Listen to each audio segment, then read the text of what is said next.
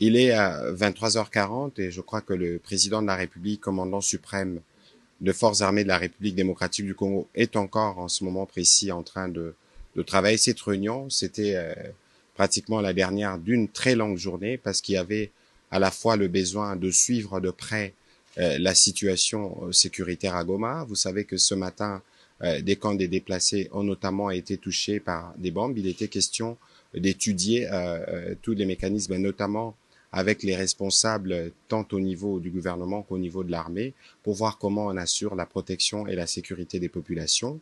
Parallèlement à cela, vous avez suivi qu'il y avait aujourd'hui la demande de la République démocratique du Congo, une réunion publique du Conseil de sécurité qui s'est tenue spécialement ce dimanche, où la ministre d'État, ministre des Affaires étrangères, a eu l'occasion de présenter la situation globale et c'est que la République démocratique du Congo souhaite.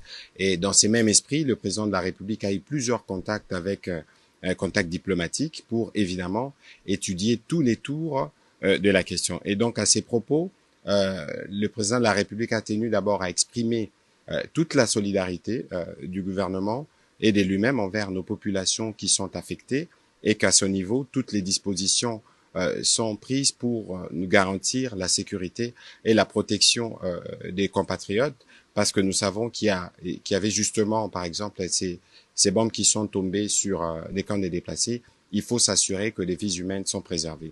Voilà, en synthèse, les tours des questions qui ont été abordées ce soir autour du président de la République. Nous sommes dans une situation de guerre où l'actualité évoluée, elle peut évoluer à tout moment. L'idée ici, c'était de regarder qu'est-ce que nous devons faire pour assurer que nous avons protégé nos populations.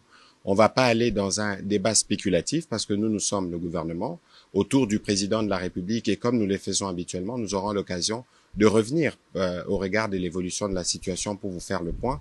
Mais pour ce soir, la priorité était de regarder, et notamment avec les responsables militaires, comment on préserve les vies humaines. Vous savez qu'il y avait la détermination des autres. Vous savez aussi que nos forces sont très déterminées. Et donc, au milieu de cela, il y a une population. Je pense que cette population, le devoir du président de la République et du gouvernement, c'est de s'assurer de leur protection. Et c'est cela qui a fait l'objet aussi des contacts diplomatiques du président pour lequel nous aurons l'occasion de revenir en détail dès qu'il y aura des éléments à partager. Merci.